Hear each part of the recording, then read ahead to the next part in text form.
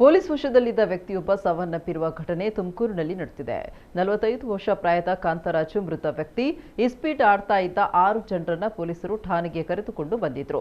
ಈ ವೇಳೆ ಈತ ಮೃತಪಟ್ಟಿದ್ದಾನೆ. ಇದರಿಂದ ರೊಚ್ಚಿಗೆದ್ದ ಗ್ರಾಮಸ್ಥರು ಪೊಲೀಸರ ಹಲ್ಲೆಯಿಂದಲೇ ವ್ಯಕ್ತಿ ಸಾವನ್ನಪ್ಪಿದ್ದಾನೆ ಅಂತ ಪೊಲೀಸ್ ಠಾಣೆಗೆ ಮುತ್ತಿಗೆ ಹಾಕಿ ಬೀಗ ಜಡಿದು ಪ್ರತಿಭಟಿಸಿದ್ದಾರೆ.